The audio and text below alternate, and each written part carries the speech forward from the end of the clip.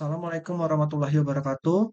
Izin memperkenalkan diri, nama saya Muhammad Akmal Fadul Rahman, NPM 2357051018. Di sini saya akan menjelaskan materi mengenai aritmatika komputer, yaitu dari tugas 2. Pertama, kita jelaskan dulu yaitu pengertian aritmatika komputer. Unit aritmatika dan logika merupakan bagian pengolah bilangan dari sebuah komputer. Di dalam operasi aritmatika ini sendiri terdiri dari berbagai macam operasi, di antaranya adalah operasi penjumlahan, pengurangan, perkalian, dan pembagian. Struktur dan fungsi ALU. ALU memiliki berbagai komponen elektronika di dalamnya, yaitu berupa sekumpulan transistor yang dikenal dengan nama logic gate atau gerbang logika. Logic gate inilah yang berfungsi untuk melaksanakan operasi aritmatika dan operasi logika. Kumpulan susunan dari logic gate dapat melakukan perintah perhitungan matematika yang lebih komplit, seperti perintah add untuk menambahkan bilangan atau divide atau pembagian dari suatu bilangan. Operasi logika atau logical operation meliputi perbandingan dua buah elemen logika dengan menggunakan operator logika, yaitu sama dengan, tidak sama dengan, kurang dari, kurang atau sama dengan, lebih besar dari, atau lebih besar lebih besar atau sama dengan. Lalu fungsi ALU. Tugas utama dari ALU atau Arithmetic and Logic Unit adalah melakukan semua perhitungan aritmatika atau matematika yang terjadi sesuai dengan instruksi program.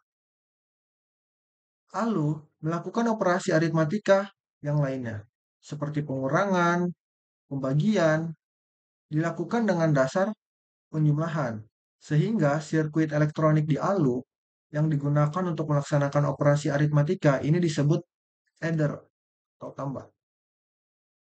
Lalu, rangkaian utama untuk melakukan perhitungan ALU. Yang pertama adder.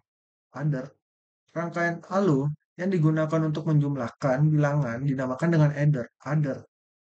Karena adder digunakan untuk memproses operasi aritmatika, maka adder juga sering disebut rangkaian kombinasional aritmatika.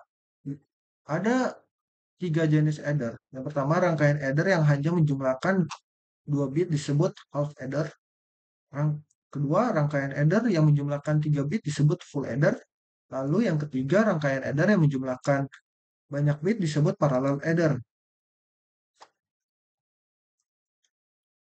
Lalu, yang pertama kita jelaskan half adder. Rangkaian half adder merupakan dasar penjumlahan bilangan biner yang masing-masing hanya terdiri dari 1 bit. Oleh karena itu, dinamakan penjumlah tak lengkap. Jika A sama dengan 0 dan B sama dengan 0, dijumlahkan, hasilnya sama dengan 0, sum. Jika A 0 dan B 1 dijumlahkan, hasil sumnya 1.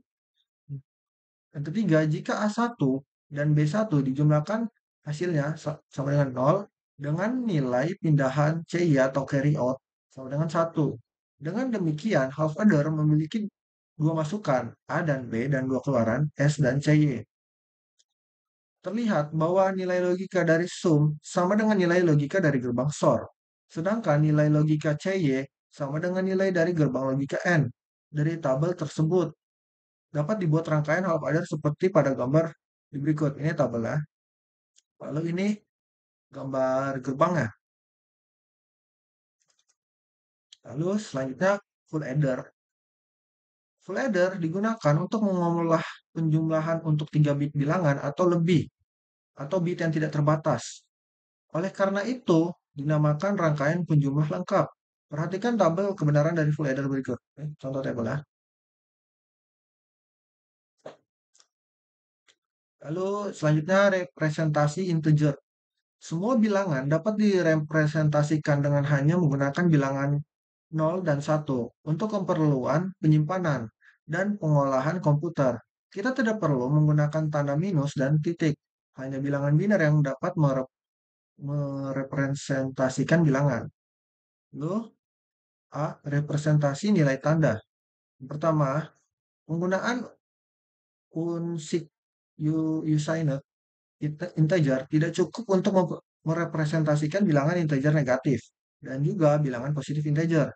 Karena itu terdapat beberapa konvensi lainnya meliputi perlakuan terhadap bit yang paling berarti atau yang paling kiri di dalam Word sebagai bit tanda. Lalu yang kedua, apabila bit paling kiri sama dengan nol, maka suatu bilangan adalah positif.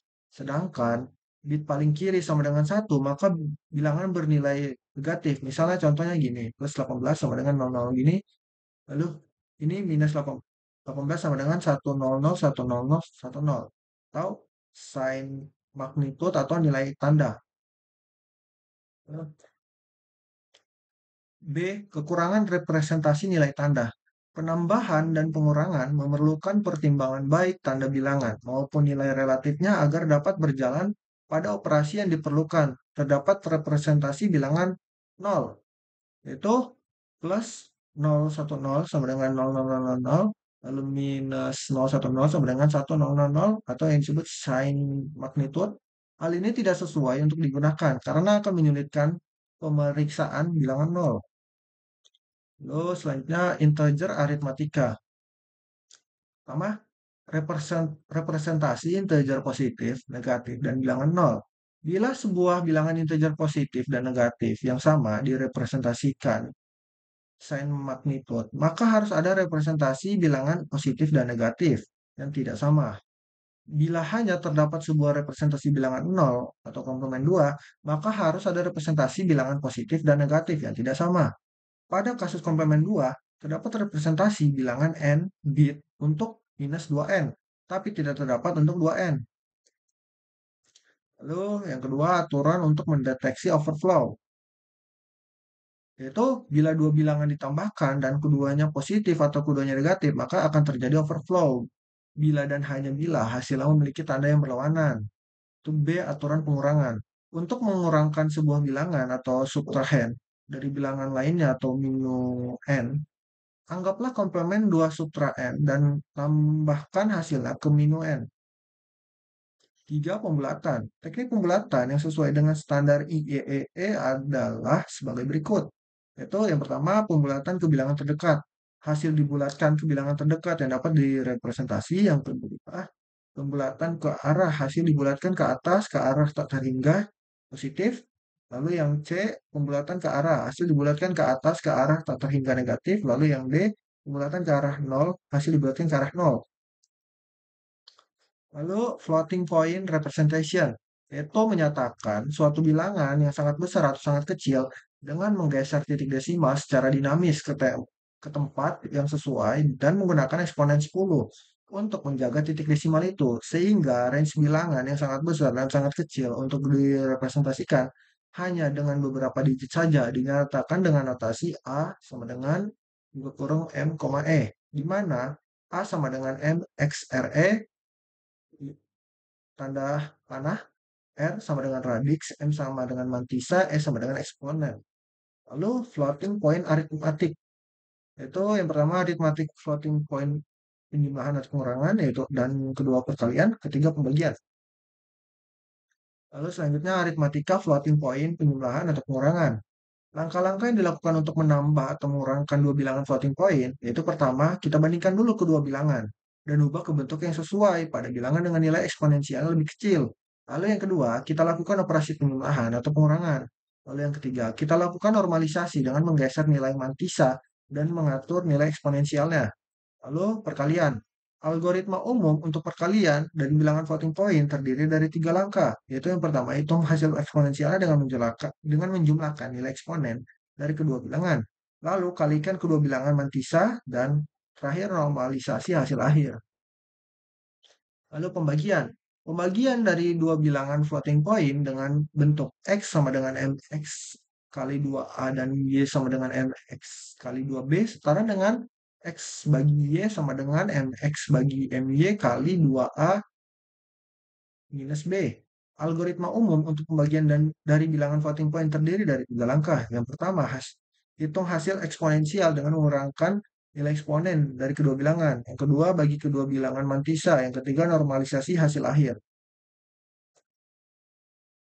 Oke, cukup sekian presentasi saya. Terima kasih. Wassalamualaikum warahmatullahi wabarakatuh.